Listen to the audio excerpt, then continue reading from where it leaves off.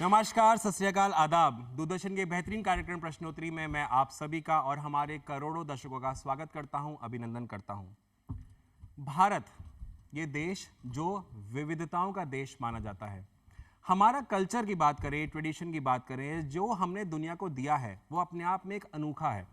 हम फिर योगा की बात करें, हम हिंदी भाषा की बात करें, संस्कृत भाषा की बात करें, या फिर अगर आज की हम बात करें तो हमारा पहनावा भी हम दुनिया को देते हैं, बांटते हैं।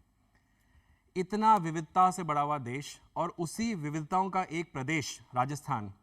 और आज बड़ी खुशी मिली जब मेरे को ये पता चला कि प्रश्नोत्तरी को इतना प्यार आप लोग करते हैं। पता तो पहले से था, लेकिन जब ये पता चलता है कि इतने दूर दूर से भी राजस्थान के कोने कोने से जिलों से लोग आए हैं प्रश्नोत्तरी कार्यक्रम में, आप सभी का बहुत बहुत आभार। और आप सभी के लिए तालियां एक बार जोरदार बनती हैं दूरदर्शन परिवार की तरफ से।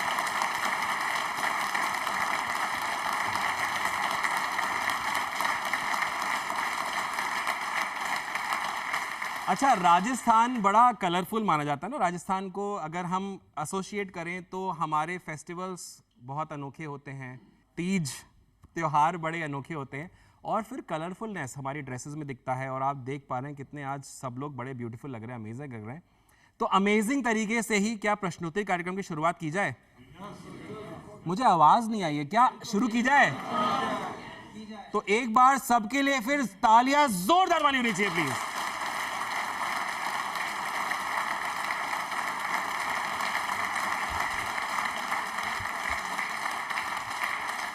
तो चलते हैं, बढ़ते हैं मेरे पहले सवाल की तरफ। आपको सवाल मैं बोलूंगा, आपको हाथ खड़ा करना है, जवाब देना है। सही जवाब आपको यहां से पुरस्कार मिलेगा। तो मेरा पहला सवाल फिल्म जगत से आ रहा है। आपको मुझे ये बताना है एक फिल्म जिसको 2023 में जिसने दुनिया में नाम रोशन किया। आपको मुझे बताना है कि किस भारतीय फिल्म यानी मूवी को 2023 में ऑस्कर पुरस्कार दिया गया और वो किस क्षेत्र में दिया गया। कौन सी मूवी थी जिसको ये मिला और वो कौन सा क्षेत्र था जिसमें उसको ऑस्कर पुरस्कार से सम्मानित किया गया। हाथ खड़े हो चुके हैं, लेकिन मैं कॉन्फिडेंस से जिसका हाथ खड़ा होगा वो मुझे अट्रैक्ट करेगा अपनी तरफ। मैग्नेट देखा आपने? मैग्नेट वो वाला काम करेगा, चुंबक बनना पड़ेगा आपको। हाँ, ये गन शॉट करते हुए मैं आ ही रहा हूँ सर आपके पास में। अंदाज सर बड़ा अच्छा था आपका। एक बार दोबारा करेंगे सर प्लीज? हाँ, सर ने मुझे पता ऐसे बुलाया है। आ रहे हो कि मैं तो मैं आ ही गया सर, आ ही गया। बताइए सर। आरआर मूवी से है। और सर किस क्षेत्र में दिया गया है? ये गाना था तुन्ना तुन्ना के नाम से। तुन्ना तुन्ना के नाम? तन्ना ताना पन्ना। तानू तानू नहीं, क्षेत्र क्या था सर? तानू पन्ना नन्ना मुन्ना, क्षेत्र क्या था सर? आपने आधा जवाब तो आधे में भी आपने आधा ही दिया है, बट आरआर मूवी से था। अच्छा, मैं आता हूँ। संगीत के क्षेत्र में दिया था। संगीत के क्षेत्र में दिया था? हाँ, म्यूजिक में। अच्छा, क्या ठीक है इनका तानू जवाब? तानू। चलिए एक बार मैं आता हूँ सर। नातू के नाम से। नातू मुझे नातू। पुरस्कार ऐसे कैसे भूल जा रहा है? मैं ये कैसे बर्दाश्त कर सकता हूँ? आज मैं नन्ना मुन्ना अन्ना बन्ना सब बोलूंगा। नातू नातू नातू। नातू। हाँ, नाटू नाटू नाटू। नाटू। और फिल्म का नाम दोबारा बताइए। आरआर आर आर ही है? आरआर है। RR triple R. दोस्त सारे बैठे हुए हैं आसपास में। ट्रिपल आर थे। क्षेत्र बता रही है म्यूजिक क्षेत्र में। चलिए इनको हम पुरस्कार दे देते हैं। आधा थोड़ा सा है, लेकिन तालियां इनके लिए जोरदार हो जाए। नाम बताइए सर, अपना नाम। ओम शंकर बेनीवाल। ओम शंकर जी।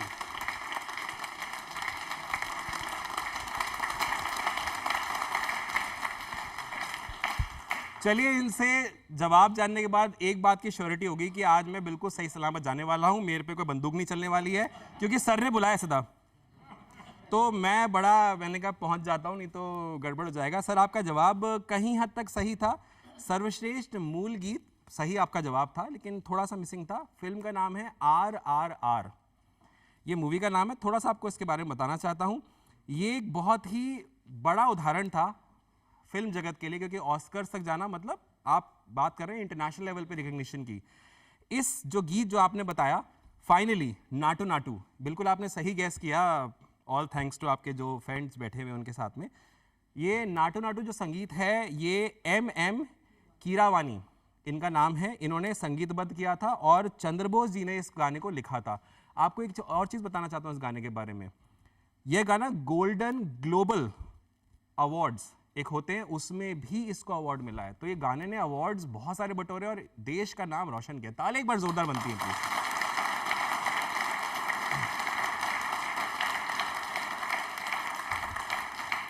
चलिए बढ़ते हैं मेरे दूसरे सवाल की तरफ। मेरा दूसरा सवाल बड़ा इंटरेस्टिंग आ रहा है। आपको मुझे बता दें कि इंडिया में डेवलपमेंट बहुत चल रहा है, हम फास्टेस्ट डेवलपमेंट के तौर पे बहुत आगे बढ़ रहे हैं, इंफ्रास्ट्रक्चर भी बहुत अमेजिंग डेवलप हो रहा है। मेरा सवाल उसी से जुड़ा हुआ आ रहा है। आपको मुझे बताना है कि भारत की सबसे लंबी सुरंग का उद्घाटन कब किया गया था और वो कौन सी सुरंग है जिसका उद्घाटन किया गया। मैं जिस दिन हमारे अंदर से ये मैं और हम हो जाएगा उस दिन तो बात ही क्या है। लेकिन मेरे को हाथ थोड़ा सा कॉन्फिडेंस वाला चाहिए। 3 बार आपने बोला है मैं, हम तो भगवान के घर देर है अंधेर नहीं है। बताइए। बोरीवली से आप खड़े होकर अगर बताएंगे तो। ट्रेन चली है 13 जुलाई से। प्रधानमंत्री मोदी जी ने उसका उद्घाटन किया 13 जुलाई को, और पुणे टू बोरीवली। और ये जो सुरंग का नाम क्या है? आप ट्रेन बता रही मुझे शायद। हाँ, सुरंग का वो 11.8 किलोमीटर कवर करती है, और जो 1.25 घंटे का सफर था वो 15 मिनट में कवर इसका करेगी। नाम क्या है मैम? बहुत बढ़िया, मजा आ गया जवाब सुन करके, गदगद हो गया मैं। पूरे बट नाम क्या है सुरंग का? Train twin train.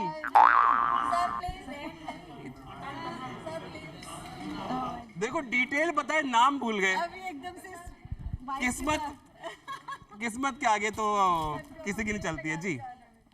Twin tunnel. Twin tunnel. अच्छा अच्छा, एक काम करते हैं, लड़ाई माफ करो, आप दोनों खड़े जाओ, मैं आप दोनों को दे देता हूँ। आप दोनों देख लिया आप हाथ लगाइए, आपको दोनों को साथ में मिलेगा। ऐसी क्या बात है? ताली एक बार जोरदार हो जाए प्लीज।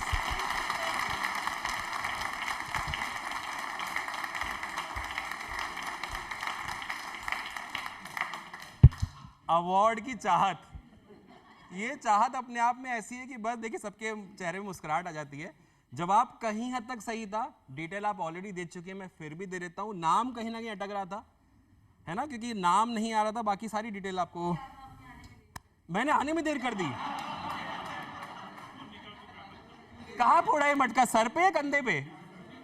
पूरे मेरे पे। अच्छा, बोले आपकी गलती है। मैं तो, मेरे को सब पता था, आप ही नहीं आ रहे थे यहाँ पे। माफी चाहता हूं मैडम, अब मैं आऊंगा जम करके सीधा। कोशिश करूंगा। ठाणे बोरीवली ट्विन टनल, ये इस टनल का नाम है। बिल्कुल आपने सही बताया, कहीं हद तक आप भी वहां पहुंच चुकी थी।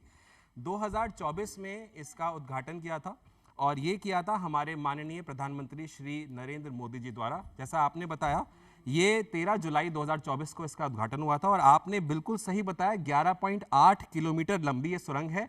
और इससे होगा क्या, ठाणे से बोरीवली जाने का जो लगने वाला जो समय था वो लगभग 1 घंटे जो लगता था उससे घट करके अब मात्र 12 मिनट रह गया है। तो ये बिल्कुल सही जवाब था। ताली एक बार जोरदार मिलती है।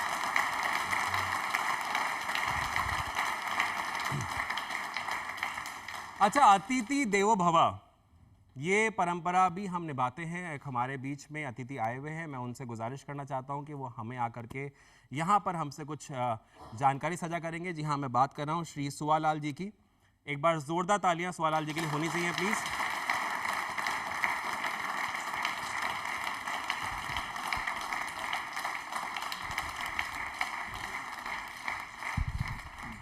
सुवालाल जी, बहुत बहुत स्वागत है आपका। आप शादी, दहेज, इसके बारे में आपका क्या सोच है, थोड़ा हमें बताएं प्लीज। जो दहेज की कुरीति है, या यूं कहें कि बीमारी है, ये ज़्यादा पुरानी नहीं है।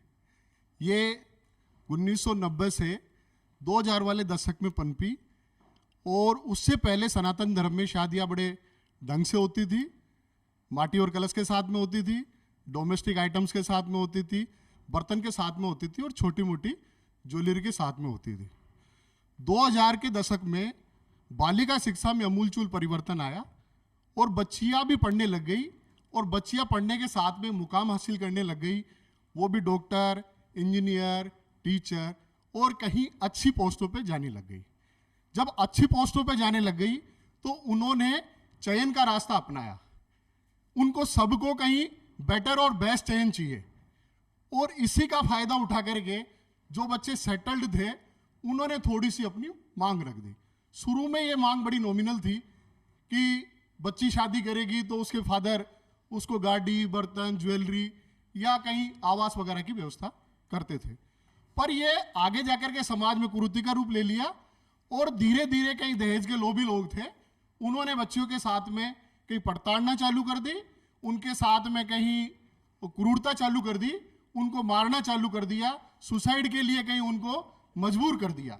और सरकार को कहीं 498 और 304 की जो कार्रवाई है वो बड़ी ही कहीं मतलब स्टिक करनी पड़ गई। और आज की तारीख में मैं सोचता हूं कि ये बीमारी बहुत भारी है और सभी समाजों में देखने को मिल रही है जी। और सबसे ज्यादा जो पीड़ित है वो मध्यम क्लास इसका है जी। मैं तो ये कहूंगा कि ये बीमारी है तो ज्यादा पुरानी नहीं है, और इसका समाधान भी बहुत अच्छा सा है। हमें सोच को थोड़ा सा बदलना पड़ेगा। हम बेटर और बेस्ट की बजाय गुड पे आना पड़ेगा कि अगर बच्ची कहीं नौकरी में है और बच्चा उसके समकक्ष भी है तो भी हम कहीं अपने आप को वहां सेटल करें तो शायद कुछ सीमा तक लगाम लग पाएगी। धन्यवाद।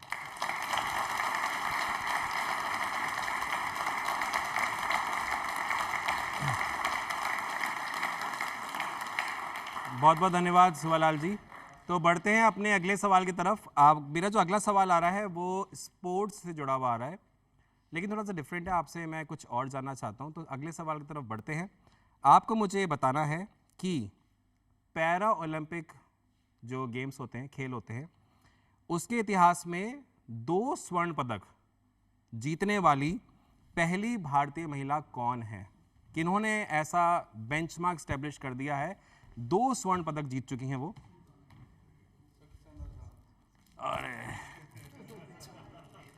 नाम ही लगा दिया गया, बताइए। और कोई चाहेगा? मैं पीछे मैं आगे आऊंगा क्योंकि आगे से मैंने अभी सवाल, मैं पीछे चाहता हूं कि पीछे अगर हमारे साथ कोई भारत माता की जय खड़े हुए सर, बताइए। श्वेता नाइक। श्वेता नायक, ओके ठीक है। सवाल का जवाब सही हो सकता है, थोड़ा और ट्राई कर लेते। कोई और करना चाहेगा ट्राई? सर के पास अब आ जाता हूं, देखिए अब बनता है सर के पास आना। जी सर। अवनी लेखरा। नाम बताइए सर अपना एक बार। बीडी असवाल। जवाब तो इनका सही है ना? सही है, तो तालियां दे दीजिए जोरदार वाली।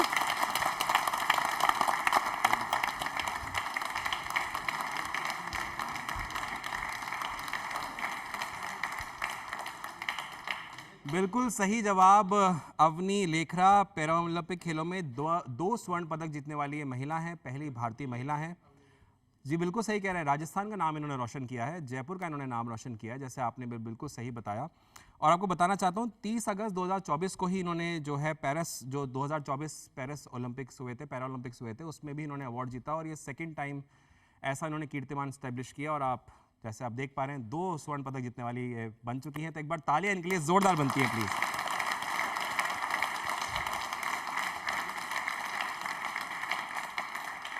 चलिए बढ़ते हैं मेरे अगले सवाल की तरफ। अगला सवाल थोड़ा सा मैं हिस्ट्री से लेना चाहता हूं।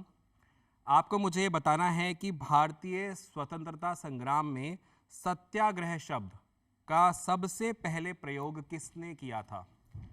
सत्याग्रह का आपने बहुत नाम सुना होगा, ये शब्द आपने बहुत सुना होगा। आपको मुझे बताना है इसका प्रयोग सबसे पहले किसने किया था? अभी तो मैंने भी कर दिया, बट पहले किसने किया था? बस खड़ा होना बाकी है सर का। अभी सर खड़े होकर के बस आ ही जाएंगे। इधर इधर पीछे वाले। ठीक है सर। बोले इस रो में नहीं आए आप? नहीं कोई बात नहीं, एक एक करके वहां भी आएंगे सर। अभी मैं सर के पास आता हूँ। बहुत अच्छी स्माइल है सर आपकी। नमस्कार सर। जी मुस्कान के लिए धन्यवाद। सत्याग्रह 2 शब्दों से मिलकर बना हुआ है, सत्य और आग्रह। हाँ। महात्मा गांधी जी ने सबसे पहले इसका उपयोग किया था।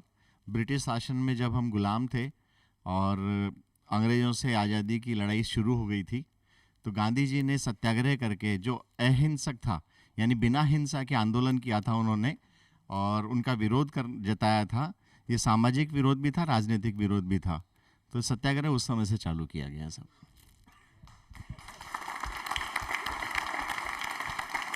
आपको पता है मैं रुक क्यों गया यहाँ पर, मैंने इनको अभी तक अवार्ड क्यों नहीं दिया? ये मेरा काम कर रहे हैं एक्चुअली आज। सर और भी कुछ बताना है? किस दिन बोला, घड़ी में उस समय कितने बजे थे, गांधी जी? अरे यार आपका नाम बताइए सर वापस से। गणेश चावला, गणेश नारायण गणेश जी के चावला। लिए तालियां जोरदार बनती है प्लीज। बहुत बढ़िया, क्या बात है।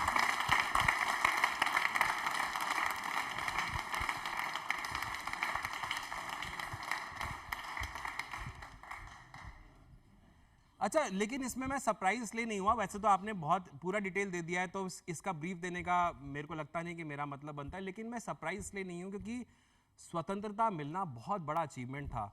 तो स्वतंत्रता से जुड़ी हुई बातें आई गेस हम सबको बहुत अच्छी तरह से पता है कि क्या स्ट्रगल रहा उस समय, क्या फेस था, किस तरह से कितनी मुश्किलों से हमें आज़ादी मिली है।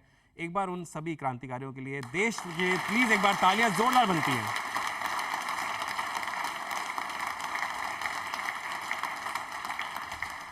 चलिए बढ़ते हैं अगले सवाल की तरफ, लेकिन अगले सवाल से पहले मैं एक और शख्सियत हमारे बीच में आए हुए उनको बुलाना चाहता हूं। मैं रिक्वेस्ट करूंगा श्री BD असवाल जी कि वो हमें मंच पे ज्वाइन करें। तालियां एक बार जोरदार BD जी के लिए।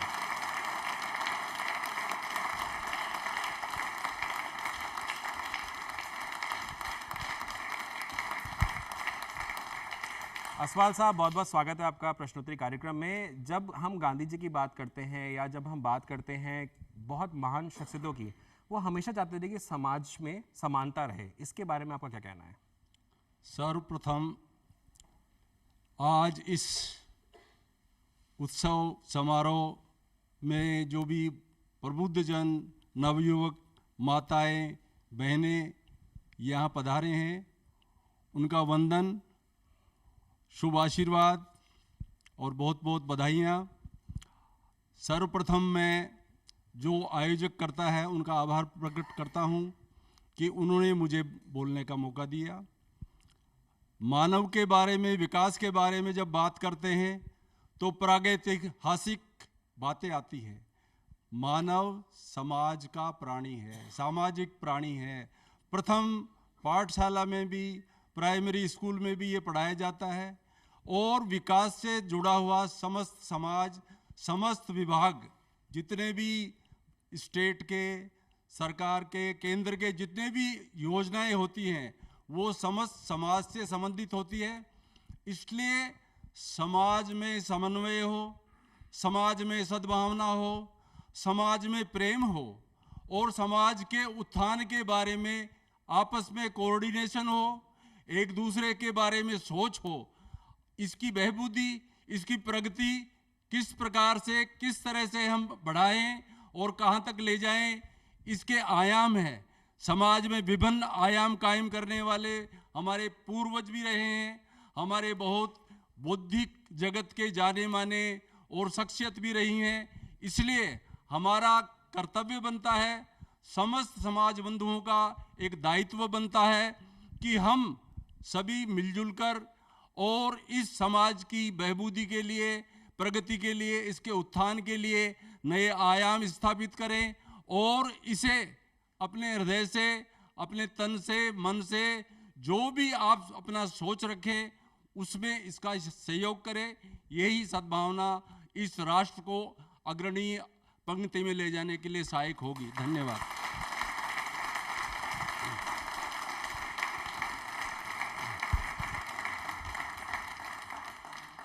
बहुत बहुत धन्यवाद असवाल जी आपके इन गोल्डन वर्ड्स का। चलते हैं, बढ़ते हैं अगले सवाल की तरफ। मेरा अगला सवाल जो आ रहा है वो भी खेल से जुड़ा हुआ ही आ रहा है, लेकिन ये खेल बहुत प्रसिद्ध खेल है, हिंदुस्तान में तो है ही, बट आज के टाइम पे बाहर भी बहुत प्रसिद्ध होता जा रहा है ये खेल। तो मेरा अगला सवाल आपके बीच में जो आ रहा है वो आ रहा है क्रिकेट से जुड़ा हुआ। हाल ही में भारत, हमारी जो इंडियन क्रिकेट टीम है, उसने वर्ल्ड कप जीता है। आपको मुझे बताना है कि वो जो वर्ल्ड कप जीता है वो कौन सी टीम के अगेंस्ट जीता है। थोड़ा और डिफिकल्ट कर देता हूं, कितने रनों से जीता है। थोड़ा सा और डिफिकल्ट कर देता हूं, कौन से फॉर्मेट में जीता है। तीनों चीजों के आपको मुझे आंसर देने। हाँ फाइल ली, हाथ थोड़े कम खड़े हो रहे हैं, तो वो जो था ना कि इधर आइए उधर आइए, बाय, वो कह रहे हैं बाय। हाथ एक खड़ा हुआ है, दो खड़ा हुआ है, लेकिन पहले इधर से खड़ा हुआ तो मैं इनके पास आऊंगा। हालांकि इन्होंने मुझे बाय बोला है, ऊपर वाला सब देख रहा है, फिर भी कोई बात नहीं। आपको मुझे तीनों सवालों का जवाब देना है जी। तीनों को देना है। हाँ रन का तो मेरे को डिफरेंस मालूम नहीं है। 2020 में भारत ने साउथ अफ्रीका को हराया था। हाँ और क्या था? हाँ, साउथ अफ्रीका को हराया था, T20 में हराया था। रन कितना था? रन का तो आइडिया दे सकते हैं कितने रन थे? शायद 7 या 13 के आसपास थे। और गैस भी कितना सही किया है। नाम बताइए अपना। मेरा नाम महेश दायमा है। महेश जी, तालियां हो जाए जोरदार वाली महेश जी के लिए, बहुत जोरदार वाली।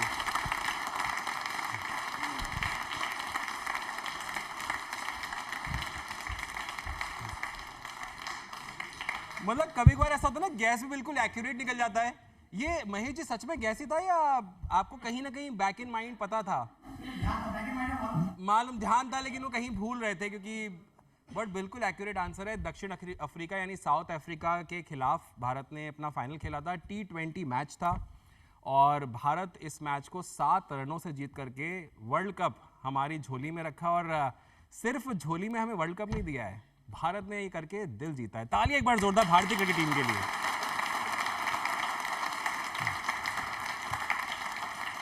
चलिए, क्रिकेट से सब बहुत प्यार करते हैं, तो क्रिकेट से जुड़ा हुआ मैं एक और सवाल आपके बीच में लेके आ रहा हूं। आपको मुझे बताना है कि दुनिया का सबसे ऊंचाई पे क्रिकेट ग्राउंड कहां स्थित है, उसका नाम क्या है, किस नाम से उसे जाना जाता है, आपको मुझे बताना है। दुनिया का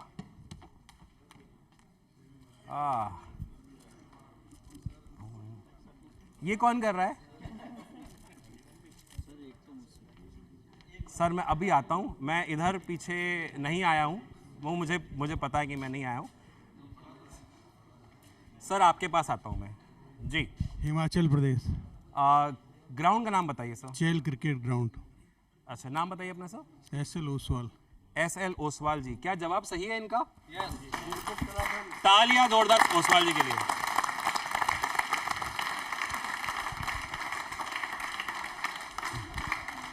अच्छा, आपको पता है हो क्या रहा है? क्योंकि आप लोग इस साइड देख रहे हैं ना, मैं आपको बताता हूँ हो क्या रहा है। बड़ा मजा आ रहा है। मैं जैसे पीछे आता हूँ ना, पहले लोग ऐसे देख रहे होते हैं, फिर ही देखते हैं कि मेरे पास गया निकल गया। ये 3 बार मैंने देखा, मैंने कहा मैं नहीं बोलूंगा। चौथी बार मैंने कहा आपसे शेयर कर दूं कि भाई मेरी दुश्मनी आपसे नहीं है। मैंने आपसे पहले ही कहा, जो मुझे लगेगा ना कि हाँ एंथुसियाज्म से इसने हाथ उठाया है, मैं ऑटोमेटिकली उसकी तरफ अट्रैक्ट हो जाऊंगा। बिल्कुल सही जवाब दिया। ताली एक बार वापस से जोरदार बनती है। थोड़ा सा आपको बताना चाहता हूं, बिल्कुल जैसे इन्होंने बताया, हिमाचल प्रदेश यानी भारत में ही स्थित है। चैल इसको ग्राउंड कहा जाता है, क्रिकेट ग्राउंड। इसका एक इंटरेस्टिंग पार्ट यह है कि यह चिनाब नदी के पास है और इसकी पिच समुद्र तल से 2444 मीटर की ऊंचाई पे है और ये दुनिया का सबसे ऊंचा क्रिकेट ग्राउंड है। तालियां बनती हैं हमारे देश के लिए। चलिए बढ़ते हैं विज्ञान की तरफ। मेरा अगला सवाल विज्ञान से जुड़ा हुआ आ रहा है। एक्चुअली में देखा जाए तो वैज्ञानिक से जुड़ा हुआ आ रहा है। आपको मुझे बताना है कि 2023 वर्ष में नॉर्मन ई बोरलॉग, ये एक पुरस्कार होता है जो कि एक इंटरनेशनल पुरस्कार होता है, अवार्ड दिया जाता है। ये किस भारतीय वैज्ञानिक को मिला? ये अवार्ड जो है नॉर्मन ई बोरलॉग, ये किस वैज्ञानिक को मिला? आपको मुझे उस वैज्ञानिक का नाम बताना है।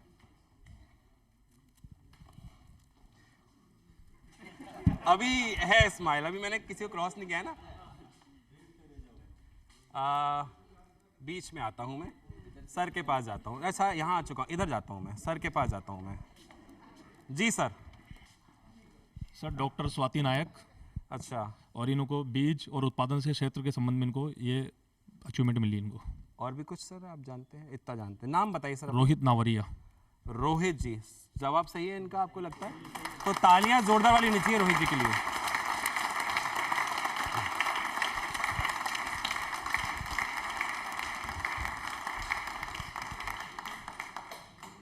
स्वाति, डॉक्टर स्वाति नायक, बिल्कुल सही जवाब आपका। और इनको ये जो नॉर्मन ई बोरलॉग पुरस्कार है, ये भारतीय वैज्ञानिक हैं। इनको ये मिला, जैसे आपने बताया, कृषि और खाद्य उत्पादन के क्षेत्र में अपनी अहम भूमिका निभाने के लिए दिया गया। और ये अंतर्राष्ट्रीय चावल अनुसंधान संस्थान IRRI में बीज प्रणाली और उत्पादन प्रबंधन की दक्षिण एशिया की प्रमुख भी हैं। तो बहुत बड़ी अचीवमेंट है, तालियां जोरदार बनती हैं इनके लिए।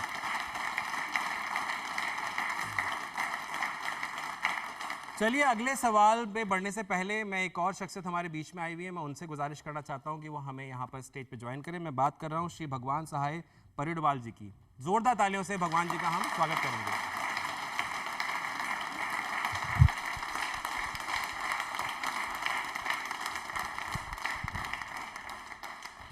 भगवान साई जी, बहुत बहुत स्वागत है आपका प्रश्नोत्तरी कार्यक्रम में। अभी हमने सुना कि दहेज को लेकर के एक बात हुई। दहेज या दहेज की बात ना करें, अगर हम बात करें किसी की मृत्यु हो जाती है तो मृत्यु भोज का भी आयोजन भारत में किया जाता है, उसके बारे में आपके विचार क्या हैं?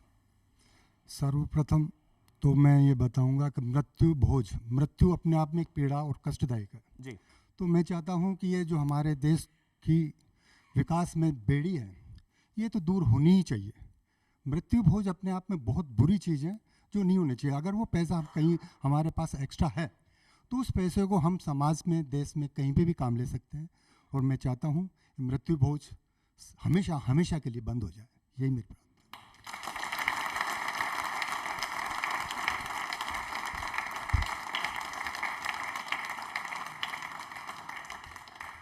अच्छा, आप लोगों से ना, भगवान साई जी का तो बहुत बहुत धन्यवाद है, लेकिन आप लोगों से एक परमिशन लेनी थी मेरे को। और वो परमिशन क्यों लेनी मैं बता देता हूँ। मेहमान अतिथि जिसको कहते हैं वो देवो भवा, देव तुल्य होता है। तो परमिशन मुझे क्या लेनी थी, एक शख्सियत हमारे बीच में बैठी हुई है जिनको अवार्ड मैंने नहीं देता हूँ, बड़ी ना तीखी निगाहों से मेरी तरफ देख रही कि तूने मुझे अवार्ड नहीं दिया है, बहुत देर से नोटिस कर रहा हूँ मैं, तो दे दो अवार्ड इनको भी। इनका आंसर ऑलमोस्ट ठीक था ना, तो दे देना चाहिए ना इनको अवार्ड, दे देना चाहिए। ताली एक बार इनकी जोरदार हो जाए।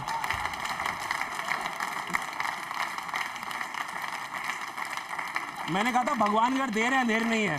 तालियां जोरदार।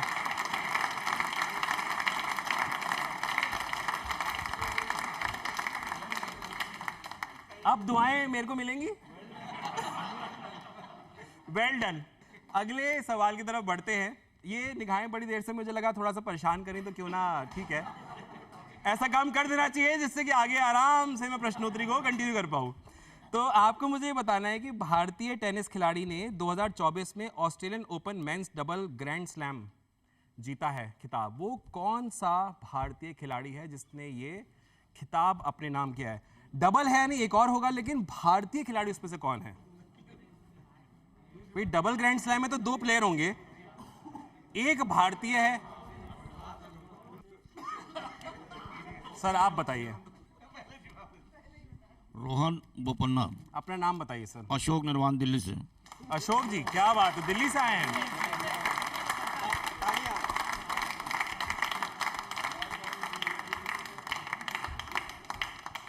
देखिए, जैसे मैंने शुरुआत में बोला था, बड़ा अच्छा लगता है, दूरदर्शन परिवार बड़ा खुश होता है कि प्रश्नोत्तरी को इतना प्यार मिलता है, इतनी मोहब्बत मिलती है।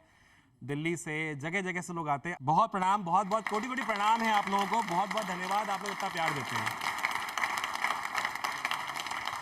रोहन बोपन्ना, बिल्कुल सही आपने जवाब दिया। भारतीय टेनिस खिलाड़ी हैं ये। 2024 के अंदर Australian open men's double grand slam ये खिताब हुआ था, और इस खिताब में आपने 43 साल की उम्र में, 43 ईयर्स की एज में आपने ऑस्ट्रेलियाई जो प्लेयर थे उसके साथ में ये डबल जो ग्रैंड स्लैम था ये जीता था। जो ऑस्ट्रेलिया प्लेयर थे उनका नाम था मैथ्यू, और इस जीत के साथ रोहन ग्रैंड स्लैम जीतने वाले सबसे उम्र दराज पुरुष खिलाड़ी भी बने हैं।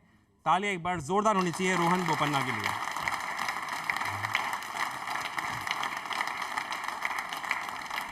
बढ़ते हैं एक और विज्ञान से जुड़े हुए सवाल की तरफ। आपको मुझे बताना है कि भारत ने साल 2024 के अंदर एक उपग्रह अगस्त माह में लॉन्च किया है। अगस्त के अंदर 2024 में एक उपग्रह लॉन्च किया। आपको मुझे उस उपग्रह का नाम बताना है। कौन सा उपग्रह है जो भारत ने अगस्त 2024 में लॉन्च किया है?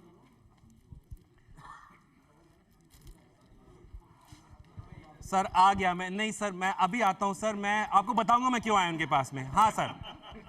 EOS 808। हाँ, नाम बताइए सर अपना। अशोक कुमार सोहेल। अशोक कुमार सोहेल। अशोक कुमार सोहेल सही है जवाब है। 0।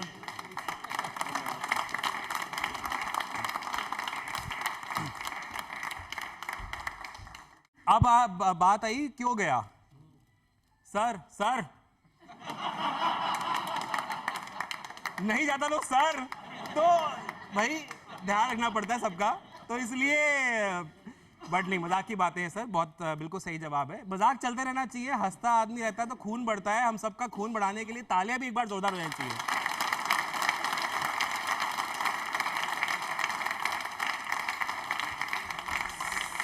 अगस्त 16 अगस्त जब हमें आज़ादी मिली, 15 अगस्त को हम अपना इंडिपेंडेंस डे मनाते हैं। 16 अगस्त 2024 के दिन 9:17 पे श्री हरिकोटा के सतीश धवन स्पेस सेंटर से SSLV D3 रॉकेट की मदद से, जैसे आपने बताया, ये EOS 08 को लॉन्च किया गया। 08 आपने ऐड नहीं किया था तो वहां से आवाज आई थी, अरे 08, तो बिल्कुल इसीलिए मैंने 08 बोला।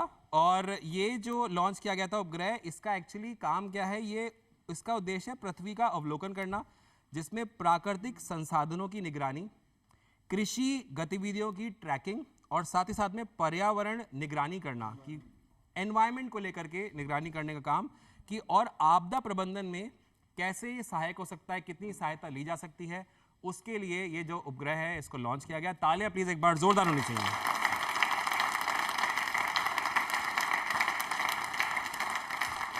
देखिए, जब हम साइंस की बात करते हैं, अभी हमने एक साइंटिस्ट जिनको इंटरनेशनल अवार्ड मिला उसकी बात करी, अभी हम एक साइंस की बात कर रहे हैं कि हम अब पृथ्वी से परे अपनी दुनिया बसा रहे हैं, वहाँ पर उपग्रह लॉन्च हो रहे हैं। तो इसमें जो बहुत इंपॉर्टेंट एक रोल प्ले करती है चीज़, वो है एजुकेशन, शिक्षा। तो हमारे बीच में एक और अतिथि आए हुए हैं, मैं उनसे गुजारिश करूंगा, आप वाइस चांसलर हैं एक रेनाउंड यूनिवर्सिटी के जयपुर में, आपका नाम है बिस्वजॉय चटर्जी। एक बार तालियां जोरदार होनी चाहिए बिस्वजॉय सर के लिए।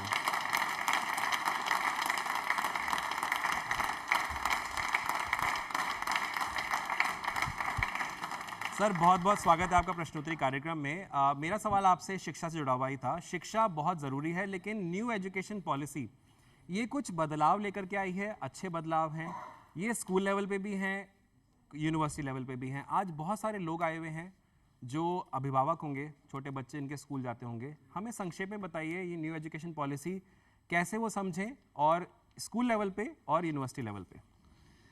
देखिए, 2 मिनट के अंदर तो न्यू एजुकेशन पॉलिसी को नहीं बोला जा सकता है, लेकिन मैं जो चीज़ ज़रूरी है पेरेंट्स के लिए, और क्वेश्चंस भी रहता है कि मेरे बच्चा को कितने बार एग्ज़ाम्स देना पड़ेगा, बोर्ड एग्ज़ाम्स, तो मैं सिर्फ उस चीज़ को थोड़ा ध्यान देता हूँ कि 2 एग्ज़ाम्स हुआ करता था, एक 10th में और एक 12th में। अभी 4 एग्ज़ाम्स होगा, एक होगा क्लास 2 में, एक होगा क्लास 5 में, एक होगा क्लास 8 में और एक होगा क्लास 12 में। तो 4 बार बोर्ड एग्ज़ाम्स होगा। इसका रीज़न बहुत सिंपल सा है। मान लो क्लास 7 के बाद कोई बच्चा पढ़ाई कंप्लीट नहीं कर पाता है, छोड़ देता है, 10 साल बाद उनको लगे कि नहीं मैं अभी पढ़ाई दोबारा शुरू कर पाऊंगा, तो 10 साल बाद वो जब वापस आना चाहता है तो उनके पास कोई बोर्ड एग्जाम्स नहीं होता जी। तो उनको लगता है कि मुझे तो अभी एकदम वापस शुरू से शुरू करना पड़ेगा जी, तो वो वापस नहीं आता। लेकिन अगर उनके पास क्लास 5 में एक बोर्ड एग्जाम का रिजल्ट है तो वो बोर्ड एग्जाम का रिजल्ट दोबारा स्कूल में शो करके वो क्लास 6 से शुरू कर पाएगा। जैसे अभी 10th पास होने के बाद कोई आके 10th पास का सर्टिफिकेट दिखा के 11th से शुरू कर पाता है, अगर उनके पास 5 पास का सर्टिफिकेट रहे वो दिखा के वो 6 से शुरू कर पाएगा। तो इसलिए 4 बोर्ड एग्जाम का किया गया है। इससे हमारा ग्रॉस एनरोलमेंट रेशियो बढ़ जाएगा। जितने बच्चा आज पढ़ाई कंप्लीट कर पाता है, स्कूल के बाद कॉलेज में जा पाते हैं, वो जो 26% अभी है उसको बढ़ा के हम लोग 50% तक ले जा पाएंगे, ताकि हम लोग we can become a developed India, विकसित भारत बाय 2047। सर संक्षेप में बताएंगे यूनिवर्सिटी लेवल पे क्या चेंजेस हुए हैं? यूनिवर्सिटी लेवल पे भी सिमिलर है। एक बार क्लास मतलब अभी क्या होता है, मान लो 3 साल का एक कोर्स हो तो वो 3 साल पढ़ाई करके उसके बाद उनको डिग्री मिलता है अभी, है ना। तो वो मान लो एक बच्चा 1 साल पढ़ने के बाद उसको छोड़ के चला जाता है, वो पढ़ाई कंप्लीट नहीं कर पाता है। जी। तो अभी 10 साल बाद उनको लगे कि मैं वापस आ सकता हूं, तो वो कहां से शुरू करेगा? फिर वही फर्स्ट ईयर पढ़ना पड़ेगा। जी। दूसरा साल के बाद भी वो छोड़ के जाए, फिर भी उसको फर्स्ट ईयर से शुरू करना पड़ेगा। अभी बोला गया है हर जो कोर्स है, एवरी कोर्स 4 साल का होगा। तो एक बार फर्स्ट ईयर कंप्लीट कर पाएगा, उसके बाद उनको एक सर्टिफिकेट मिल जाएगा। सेकेंड ईयर जैसे ही कंप्लीट करेगा, उसके बाद उनको एक डिप्लोमा मिल जाएगा। थर्ड ईयर कंप्लीट करेगा तो डिग्री दे दिया जाएगा, और फोर्थ ईयर वो कंप्लीट करे तो उसके बाद उसको डिग्री विथ ऑनर्स दिया जाएगा। तो मान लो कोई दूसरा साल कंप्लीट करके छोड़ देना पड़े, अब फिर से वही 10 साल बाद उनको लगे नहीं मैं तो वापस जाना चाहता हूं, तो उनको फर्स्ट ईयर से वापस नहीं जाना पड़ेगा। उनके पास ऑलरेडी डिप्लोमा है, वो दिखा के वो थर्ड ईयर से वापस शुरू कर पाएगा। बहुत बढ़िया, thank you so much sir, बहुत बहुत धन्यवाद sir, thank you so much. तो बहुत ही वाइटल इन्फॉर्मेशन हमारे साथ शेयर हुई है, बहुत ही इंपॉर्टेंट इन्फॉर्मेशन है जो हमारे साथ शेयर हुई है। अगले सवाल की तरफ बढ़ते हैं। अगला सवाल बड़ा इंटरेस्टिंग है, मैं एक्सपेक्ट कर रहा हूँ कि बहुत सारे लोग इसका जवाब दे पाएंगे, क्योंकि बड़ा इंटरेस्टिंग सवाल है और आप शायद इसके बारे में जानते ज़रूर होंगे। कुंभ मेला सुना आप लोगों ने? एक बार हाथ खड़ा करें कितने लोगों ने सुना हुआ है कुंभ? लगभग सब ने सुना हुआ है। तो हाँ, तो आपको मुझे ये बताना है कि इसका आयोजन जो है वो कितने वर्षों में होता है, और जहाँ ये होता है उस जगह को हम क्या कहते हैं। मैं शहर का नाम नहीं कह रहा हूँ, ये कहीं होता है, कोई एक स्पेसिफिक नाम है, क्योंकि कुछ मिलता है वहाँ पर जाकर के, तो उसको कुछ कहा जाता है, उस टर्म को कुछ कहा जाता है। चलिए हिंट दे देता हूँ, नदियों को मिला करके वहाँ होता है, वो क्या है, वो जगह क्या कहते हैं? शहर का नाम नहीं बताना है मेरे को। अब देखिए ये कंप्लेंट्स आती हैं, कोई बात नहीं सर, अभी आते हैं आपके पास। देखिए इधर वाले बहुत आए हैं, हाँ इधर वालों का बहुत आ गए हैं अब। सर आप गले लग लीजिए। आया हूँ, देखिए मैं आया हूँ ना सर, आए हो। चलिए आप बताइए सर, आप जवाब बता दीजिए। कुंभ मेला 12 साल हाँ दीजिए कर सकते हैं सर आप। कुंभ मेला 12 साल के अंदर लगता है, 3 जगह लगता है। देखो मुझे चांस मिला है कोई सर। बात नहीं भाई, पहले मुझे चांस मिला है, मुझे बोलने दो साहब। जी जी जी जी आप बोलिए सर, आप बोलिए। हाँ इलाहाबाद में लगता है, प्रयाग में इलाहाबाद है, वहाँ पे 3 संगम है, एक उज्जैन में लगता है और एक नासिक लगता है और एक हरिद्वार लगता है। कितने सालों में लगता है सर ये? 12 बरस के अंदर एक जगह पर 12 साल में नंबर आता है एक जगह पे। हाँ तो उस जगह का नाम आपको मुझे बताना है, और वो क्या कहलाता है वो बताना है आपको मेरे को। नहीं संगम तो हाँ संगम प्रयाग के लिए कहते हैं सर। हाँ संगम बोलते हैं। हाँ। लेकिन 3 नदियों का जहाँ संगम होता है उसे वहाँ लगा था, और वहाँ 12 साल में लगता है। 12 साल। नाम बताइए सर अपना। अमृत सेजवाल। अमृत जी सही जवाब है इनका। अब तो आप लोग एग्री करते हैं।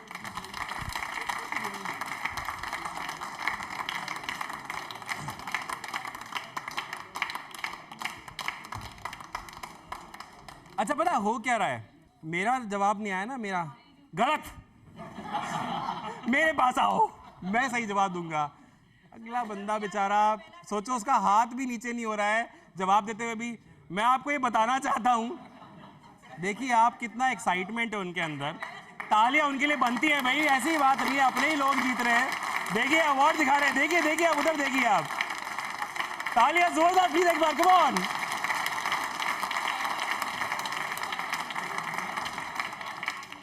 कुंभ मेला 12 वर्षों में बिल्कुल लगता है ये, और जहां ये लगता है इसको गंगा, यमुना, सरस्वती 3 नदियों का जहां मिलाप होता है उसको हम कहते हैं संगम। और ये जहां लगता है उस शहर का नाम आपने बताया बिल्कुल सही, प्रयागराज। तो वहां ये होता है, 12 साल में इस कुंभ मेले का आयोजन किया जाता है। बहुत बड़ा मेला होता है, देश से ही नहीं विदेश से भी लोग इसमें जाते हैं, और एक त्योहार की तरह इस मेले को मनाया जाता है। ताली एक बार जोरदार हो जाए प्लीज।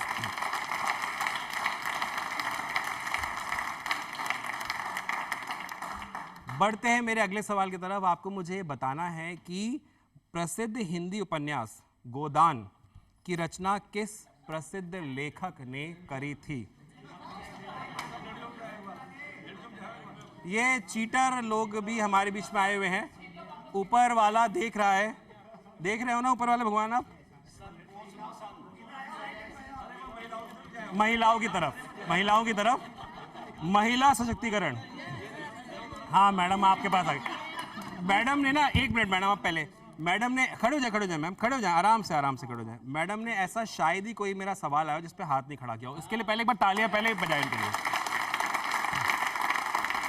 अब मैम जवाब। मुंशी प्रेमचंद ने। मुंशी प्रेमचंद जी, नाम बताइए अपना। आप? शीला महामना। अपने नाम थोड़ा सा कंफ्यूज हो गई हैं, मेरा नाम? हाँ शीला जी, जवाब सही है आपका? कंफर्म है आप? बिल्कुल कंफर्म। पक्का? पक्का। तो ये अवार्ड देके तालियां बजवा दीजिए आपके लिए। बिल्कुल बजवाइए। अरे बजवाइए, ऐसे क्या, नेकी और पूछ जोर से बजवाइए।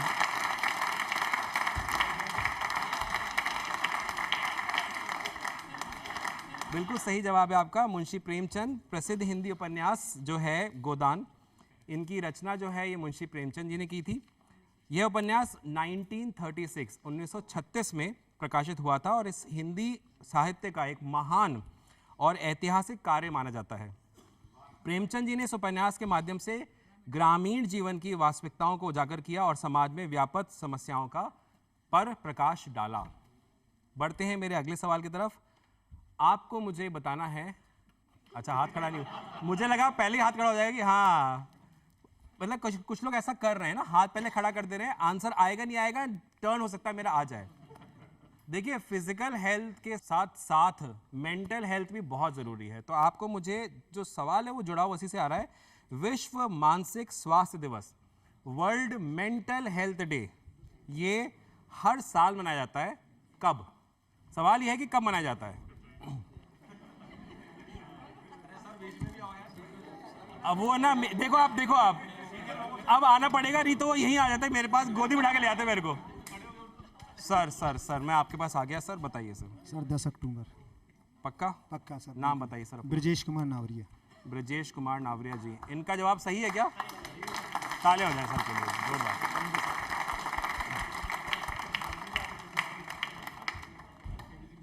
नहीं, इसका मतलब ये नहीं कि वो खड़ा होना है, इसका मतलब ये कि वो खड़े होकर मेरे पास आ रहे थे तो मैंने उनको वहीं रोक दिया कि ऐसा ना करें, मैं ही आपके पास आया हूँ, काम मेरा है आपके पास आने का, आपका काम नहीं है मेरे पास आने का, जिसका काम उसी को साजे।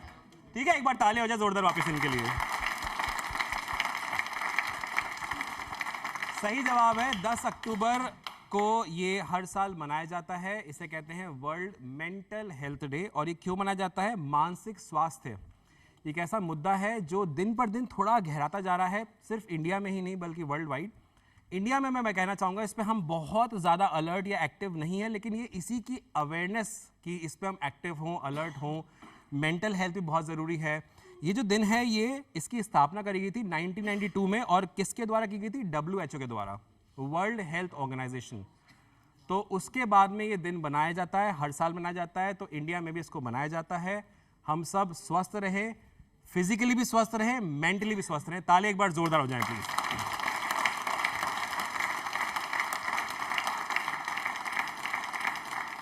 तो बिल्कुल सही आप लोगों ने जवाब दिया। और अब मैं लेता हूं मेरा अगला प्रश्न, जो कि आ रहा है आप सभी के पसंदीदा, आप सभी जिसको बहुत प्यार करते हैं, दूरदर्शन से जुड़ा हुआ। आपको मुझे ये बताना है, दूरदर्शन पर सरदार पटेल के ऊपर एक सीरियल चल रहा है। आपको मुझे बताना है कि उस सीरियल का नाम क्या है और इस सीरियल का निर्माता कौन है। नाम बता देंगे तो मैं प्राइज दे दूंगा, निर्माता बता देंगे तो फिर तो मैं गले लगा लूंगा। भाई पीछे से मैं ले चुका हूं, मैं आगे, या ये चमचमाती हुई शर्ट से भी बहुत दिन से जी। सरदार द गेम चेंजर, ये संडे को 11:30 को आता है, हर संडे को, और केसी बोकड़िया और राजेश बोकड़िया इसके निर्माता है। नाम बताइए सर अपना। सचिन पांडे। सचिन जी दूरदर्शन को प्यार करते हैं, दूरदर्शन के सारे एपिसोड्स वगैरह देखते हैं आप? लग रहा है सारे नहीं, लेकिन कुछ देखते हैं। प्रश्नोत्तरी देखते हैं, बड़ा अच्छा लगता है। तो तारीफ कर दीजिए प्रश्नोत्तरी की थोड़ी सी। बहुत अच्छा। सचिन जी के लिए तालियां जोरदार हो जाए प्लीज, जोरदार वाली तालियां हो रही चाहिए प्लीज।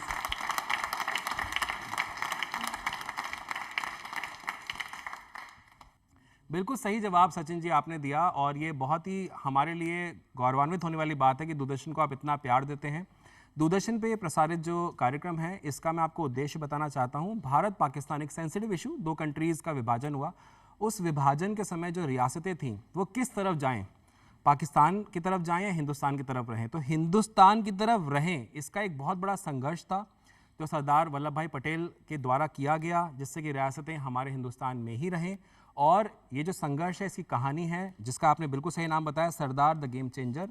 निर्माता एवं निर्देशक केसी बुगाड़े जी, राजेश बुगाड़े जी का बेहतरीन ये कार्यक्रम दूरदर्शन पे आप देखना ना भूलें, और दूरदर्शन के सारे कार्यक्रम को इस तरह देखते रहें, प्यार देते रहें। तालियां हम सभी लोग दूरदर्शन के जोरदार वाली बजाएंगे।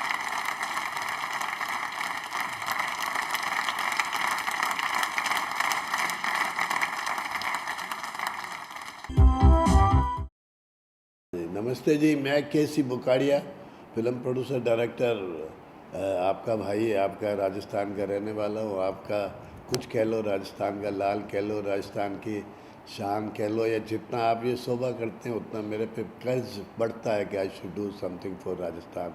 तो आप सबको मिलकर इतना अच्छा लगेगा कि सारी फिल्में अपनी जगह, बीएमबी ग्रुप ने जो मोर देन 60 फिल्में बनाई वो अपनी जगह, और आज मुझे भी इस बात का बड़ा फ़ख्र होता है, और मुझे इस तरह से समझ आती है कि आज जो ये जिसके लिए आप जिस शूटिंग पे, जिस सेट पे आए हैं, सरदार द गेम चेंजर, ये हिंदुस्तान की शान नहीं बल्कि हिंदुस्तान की जान है।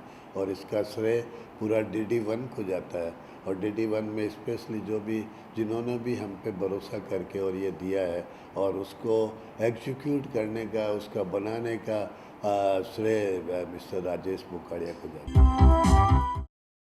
नमस्ते, मैं Rajesh Bukadia, Sardar the game changer का प्रोड्यूसर, और आपसे रूबरू होकर बहुत खुशी हुई है। सरदार द गेम चेंजर हर संडे सुबह 11:30 बजे और रात को 10 बजे रिपीट टेलीकास्ट होता है। ये सरदार पटेल की जीवनी पे और कैसे उन्होंने इंडिया को यूनिफाई किया है, इंडिया को एक अखंड भारत बनाया, उस पे बेस्ड है।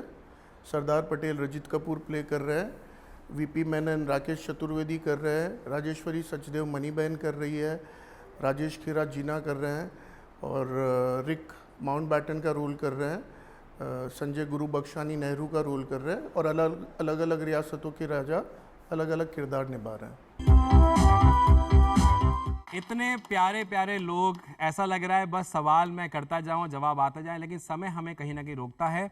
फिर मिलेंगे अगले प्रोग्राम में, लेकिन जाने से पहले आइए एंजॉय करते हैं रंगारंग प्रस्तुतियां। एक बार जोरदार तालियां वापस से।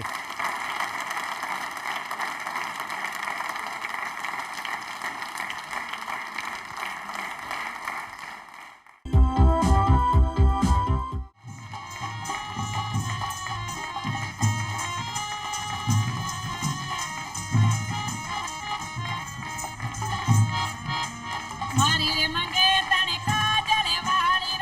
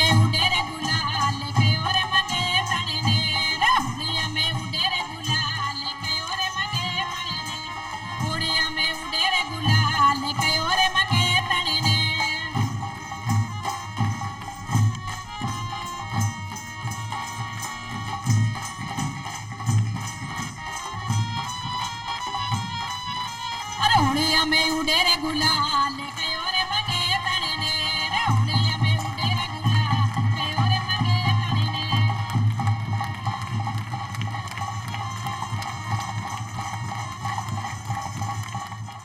वो लेता चाहिए जो मनड़ो लेता चाहिए जो लेता चाहिए जो मनड़ो लेता चाहिए जो ये बीमारी तगी ये नरन से पैसा फटना